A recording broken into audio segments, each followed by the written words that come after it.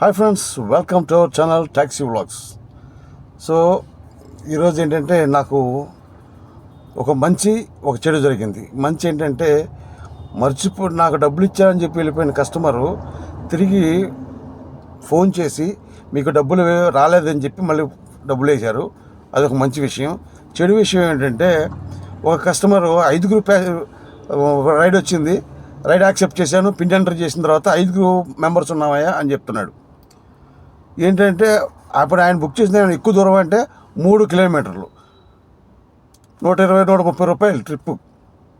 అబ్బాయి ఇంతకుముందు మేము అలాగే వచ్చామయ్యా, ఒక డ్రైవర్ తీసుకొచ్చాడు మమ్మల్ని, ఎక్స్ట్రా డబ్బులు ఇచ్చాము, వాళ్ళకి 30 రూపాయలు ఎక్స్ట్రా డబ్బులు ఇచ్చాను అని చెప్తున్నాడు.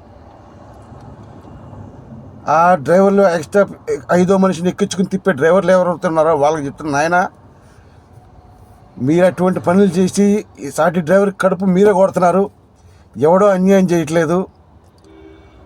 ఒక డ్రైవర్గా నువ్వు 30 రూపాయల కోసం 50 రూపాయల కోసం 1 రూపాయలు 5 ప్యాసింజర్ ఎక్కించుకుంటున్నావు. నువ్వు అవుతున్నావు. ఫస్ట్ ఎదుటి కూడా ఎదుటి సాటి డ్రైవర్ కూడా ఎదవని చేస్తున్నావు. నెక్స్ట్ బుక్ చేసుకునే రైడరు ఆడే ఎక్కించుకెళ్తాడు, 50 రూపాయలు పడేస్తే ఆడే తీసుకెళ్తాడులే. అందరూ మీలా ఎదవల్లా ఉండరండి. నిక్కచ్చిగా నిజాయితీగా తిరిగే వాళ్ళు చాలామంది ఉంటారు.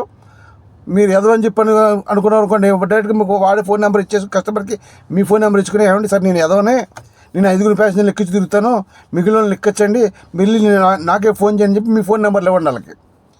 మీకు న్యాయ సిద్ధాంతాలు ఒక డ్రైవర్కి ఉండాల్సిన లక్షణాలు ఏమీ లేవు. మీరు పొరపాటున కర్మ కూర్చేడితే డ్రైవర్ ఫీల్డ్లోకి వచ్చారు. మీరు డ్రైవర్లు నాశనం చేస్తాకి, డ్రైవర్లు కడుపు కొట్టడానికి మీరు వచ్చారు డ్రైవర్ ఫీల్డ్లోకి. మేము కంపెనీలో అవి నాశనం చేస్తున్నాం, మీరే నాశనం చేస్తున్నారు. సాటి డ్రైవర్కి అన్యాయం చేస్తే ఎవరంటే సాటి డ్రైవరే. మీరు ఒక్కొక్కరు చెప్తూ ఉంటారు, డ్రైవర్కి అన్యాయం జరుగుతుంది, డ్రైవర్కి మోసం జరుగుతుంది, డ్రైవర్ పట్ల ప్రయాణికులు నిర్దాక్షిణ్యంగా వ్యవహరిస్తున్నారని చెప్పేసి. మీలాంటి వాళ్ళే డ్రైవర్ మీద ప్రయాణికులకి చెడ్డ ఒపీనియన్ వస్తుంది. మళ్ళీ మీరు ఒక్కొక్కరు సిద్ధాంతాలు చెప్తారు. మళ్ళీ డ్రైవర్కి న్యాయం చేయాలి, డ్రైవర్ గుర్తింపు రావాలి, డ్రైవర్కి అది చేయాలి, తోలని. మీలాంటి ఎదవలు ఉన్నారు కాబట్టే ఎదవని మాట ఒకటే అన్నాను. ఇంకా అమ్మనాభూతులు తిట్టాలని ఉంది, కానీ ఒకసారి డ్రైవర్గా అంతకుమించి తిట్టకూడదని తిడతలేదు. అది మళ్ళీ ఒక్కొక్కడు యూనిటీల గురించి వాటి గురించి వీటి గురించి మాట్లాడతారు. ఇదే యూనిటీ నీకు నేర్పిన సిద్ధాంతం.